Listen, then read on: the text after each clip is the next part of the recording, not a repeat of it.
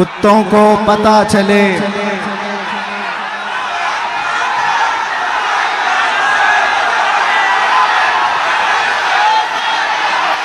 लब्बैक या रसूल अल्लाह, लब्बैक लब्बैक लब्बैक या रसूल अल्लाह, लब्बैक लब्बैक लब्बैक या रसूल अल्लाह, लब्बैक लब्बैक लब्बैक या रसूल अल्लाह।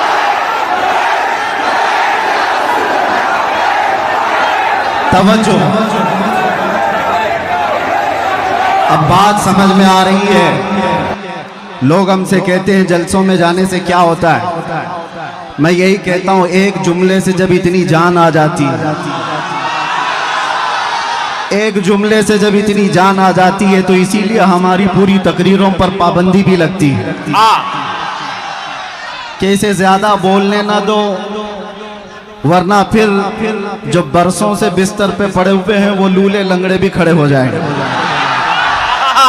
मैं अपनी तारीफ में नहीं कहता, यहाँ पर मुझे पता है हर तरह के डिपार्टमेंट के लोग भी आए होंगे, सब जगह होते हैं, खुफिया तरीके से भी हमारी सारी रिकॉर्डिंग करने वाले, मुझे सब पता है। मैं होशो हवास में बोलता हूँ।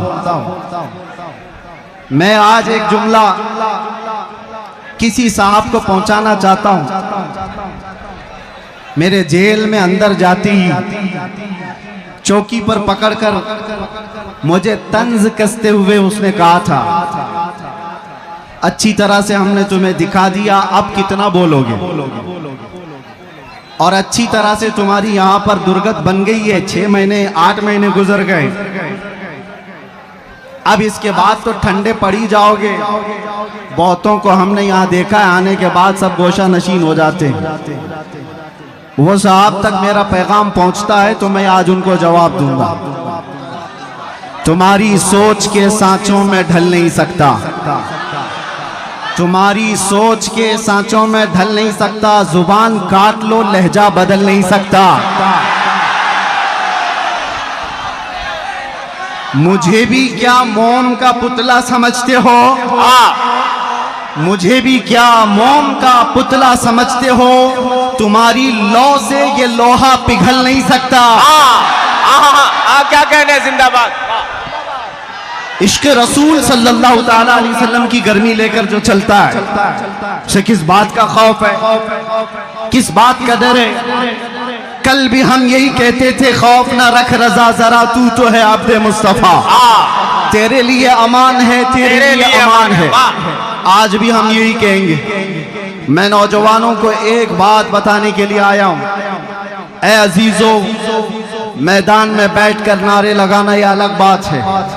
मुस्तफ़ा करीम सल्लल्लाहु ताला अलैहि वसल्लम से इश्क का दावा करते हो तो ये इश्क बड़े इम्तिहान भी लेता है, ये मोहब्बत बड़े इम्तिहानात लेती है।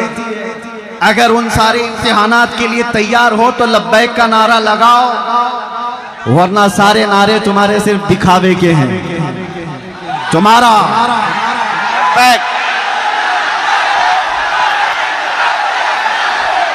लब्बैक लब्बैक लब्बैक या रसूल अल्लाह, लब्बैक लब्बैक लब्बैक या रसूल अल्लाह, लब्बैक लब्बैक लब्बैक या रसूल अल्लाह।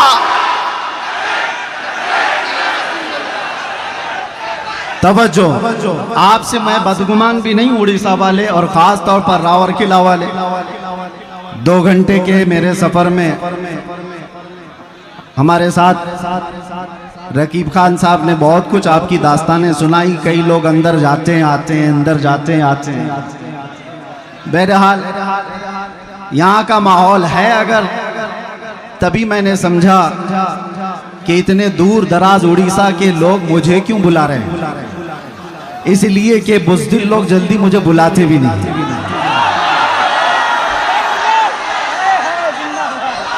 मेरे भाई, स्टेज पे बैठने से भी कई लोग कतराते हैं, वो अलग बात है। कुछ लोग नीचे सेल्फी ले लेंगे, स्टेज पर बैठने के लिए मैंने महसूस किया है कई लोग डरते हैं कि कहीं हम पर भी केस ना हो जाए। आपको पता है, करीब में 1.5 साल पहले की बात है, उत्तर प्रदेश में एक मौलाना साहब हमारे साथ बैठे, लब्बैक लब्बैक लब्बैक कह रहे थे। दूसरे दिन उनको थाने बुला लिया गया। वो डरे सहमे हुए गए, जो भी रिपोर्ट हुई। रात को मुझसे कहने लगे फोन पर कि हजरत मेरे साथ तो ऐसा हो गया, ऐसा हो गया, ऐसा हो गया। ये मेरे तो अंदर जाने से पहले की बात थी। मैंने उनसे कहा था मौलाना अभी शर्मिंदगी किस बात की है, थाने बुलाया गया तो फख्र करो, चोरी पे नहीं बुलाया गया, अपने नबी के नाम पर बुलाया गया है। क्या कहने, किस बात का डर है?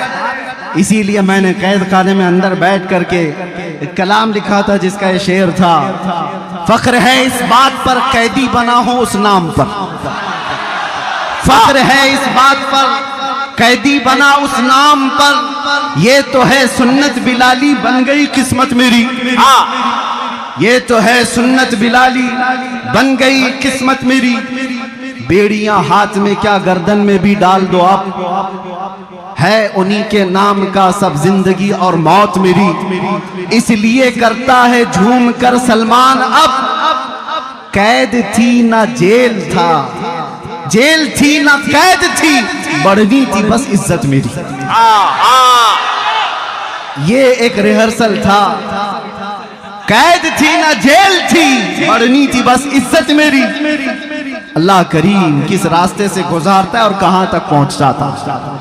हम तफसीर पढ़ते थे कुरान अजीम में, सूरह यूसुफ को सैयदना यूसुफ अलैहिस्सलाम के भाइयों ने कुएं में डाला था, लेकिन अल्लाह करीम ने इंतजाम फरमाया, वो निकाले गए, बाजारे मिस्र में बेचे गए, फिर जेल भी गए। तकरीबन 10 साल से ज्यादा जेल काटी बगैर किसी गुनाह के, बगैर किसी जुर्म के। सबर आसान नहीं होता मेरे अजीजों, जेल के अंदर एक दिन जो साल भर के बराबर लगता है।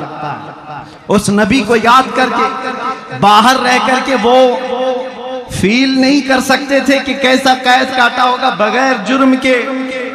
और उसके बाद वापस आते ही रब तबारक व तआला ने उनको वजीर आजम की कुर्सी पर बिठा दिया। जेल से निकले सीधे बादशाह के वजीर आजम की कुर्सी पर। ये मरहले होते हैं। रब तबारक व तआला फरमाता व कज़ालिका मक्कन्ना ली यूसुफ फिल अर्द, इसी तरह से हमने जमीन में यूसुफ को तकवीयत दी, करार दिया। ये रब के फैसले हैं। इसीलिए मैं कहता हूं मुझे जरा बराबर भी आर और ऐब महसूस नहीं होता। जेल में जाकर के आने वाला मुंह छुपा कर घूमता है, वो डर डर करके घूमता है, इज्जत चली गई, जेल चले गए थे। कसम रब्बे जुल जलाल की एक दिन भी ऐसा ख्याल नहीं आया, एक दिन भी ऐसा ख्याल नहीं आया। बल्कि मैं दुनिया को ये दिखाता हूं ये दीवानों का हुजूम क्यों है। आज दुनिया सेलिब्रिटीज को देखने के लिए भीड़ लगाती है और ये दीवानी उम्मत है मुस्तफा के कैदी को देखने के लिए भीड़ लगाती है। मिजाज कुछ और है, उम्मत का मिजाज कुछ और है।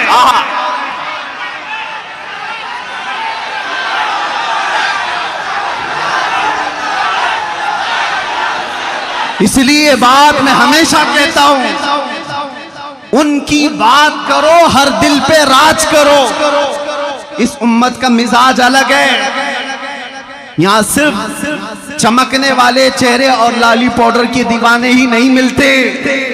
हो सकता है हमारे जवान थोड़े इंटरटेनमेंट के चक्कर में ग्लिमर की दुनिया के पीछे भाग जाते होंगे, लेकिन इनका दिल चीर करके देखो तो इस ग्लिमर को ये किसी न किसी दिन लात मारते हैं और फिर ये कहते हैं अपना सब कुछ गुंबद खजरा कल भी था और आज भी है, मेरे नबी से मेरा रिश्ता कल भी था। और बस इस ईमान की बका मैं चाहता हूं मेरे अजीजों, तुम्हारे सीने में ये धड़कन बाकी रहे, ये इश्क़ मुस्तफा की लौ जलती रहे और तुम्हारी जिंदगी इसी तरह बरकरार रहेगी।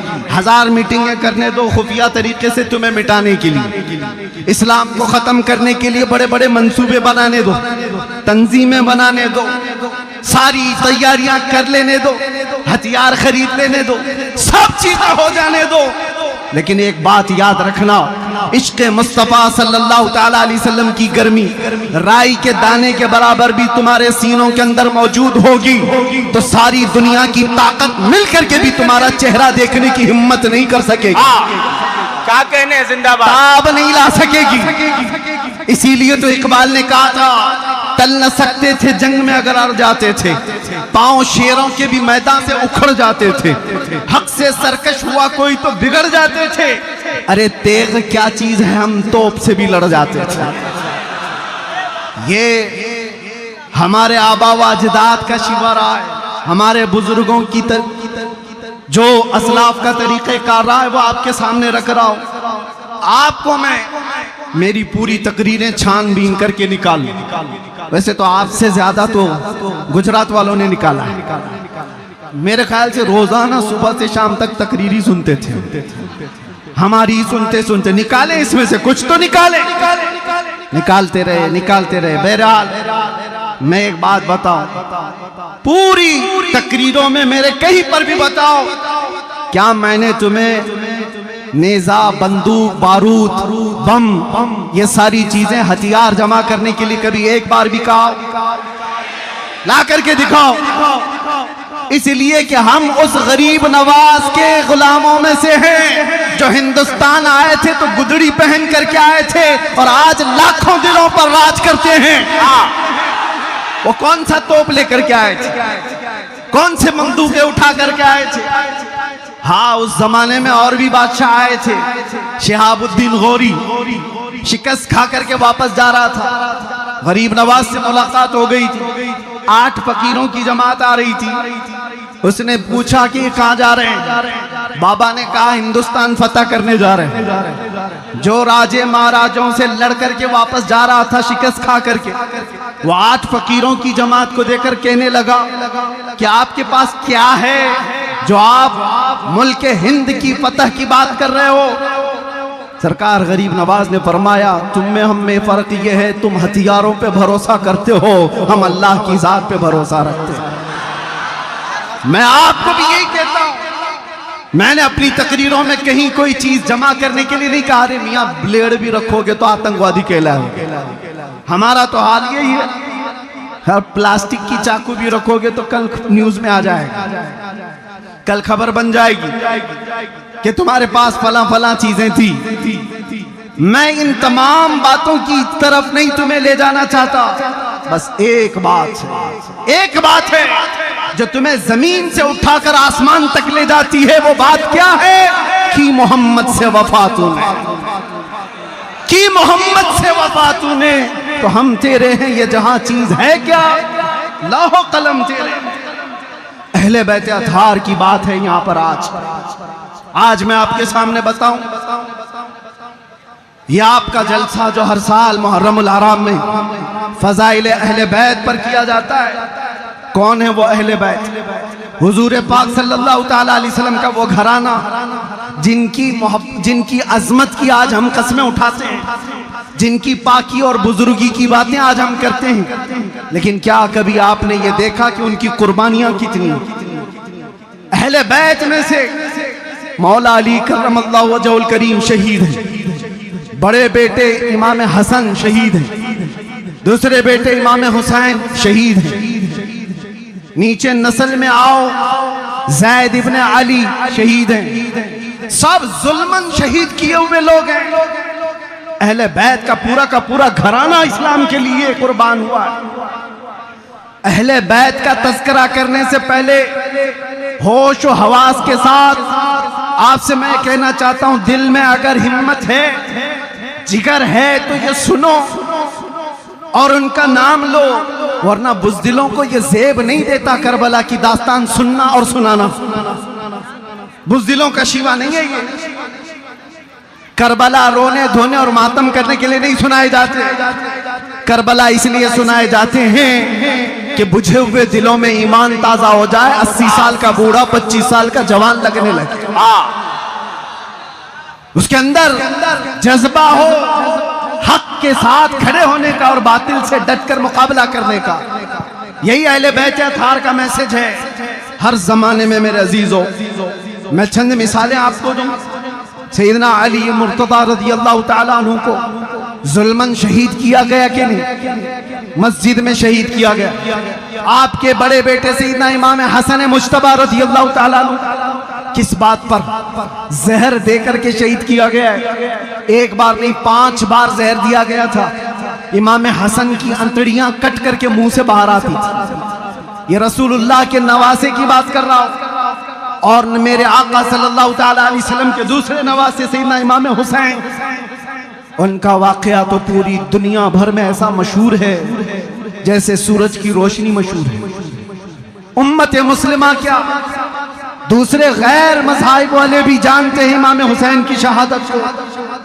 22,000 का लश्कर 82 लोगों से कैसे लड़ रहा था। भूखा और प्यासा रख करके उनको तड़पाया जा रहा था। एक एक बच्चे को शहीद करके, अरे 6 महीने के बच्चों को भी नहीं छोड़ा गया। ये शहादत के वाकयात सुने हो कि नहीं सुने हो? ये अहले बैत की कुर्बानियां मैं तुम्हारे सामने रख रहा हूं। वो इसलिए रख रहा हूं कि अहले बैत का नाम लेते हो तो फिर घर में गर्म रोटियां और मुर्ग खा करके दीन की बात करना, ये अहले बैत की मोहब्बत नहीं। तुमसे कुर्बानियां मांगी जाएंगी। अगर तुम सच्चे मुहिब्बे अहले बैत हो, हर जमाने के यजीद के साथ लड़ने की ताकत भी होनी चाहिए। हर फितनों के बादशाह से मुकाबला करने की ताकत होनी चाहिए। आपको पता है इमाम हुसैन मुज्तबा रज़ियल्लाहु ताला अन्हु अपने जवान बेटों के साथ शहीद हुए हैं करबला के मैदान में। बचा कौन था? सिर्फ इमाम ज़ैनुल आबिदीन बेटों में। और उसके बाद आपकी औलाद हुई। इमाम ज़ैनुल आबिदीन के बेटे थे सैयदना ज़ैद, जो इमाम बाकर के भाई हैं। सिर्फ और सिर्फ 40 साल की उम्र में वक्त के बादशाह, उसके फितनों के मुकाबिल में आपने अलल ऐलान लोगों को जगाना शुरू किया। रसूलुल्लाह के घर वालों की आदत ही है, वो दीन इस्लाम पर कभी धब्बा बर्दाश्त नहीं कर सकते। आज भी होना यही चाहिए।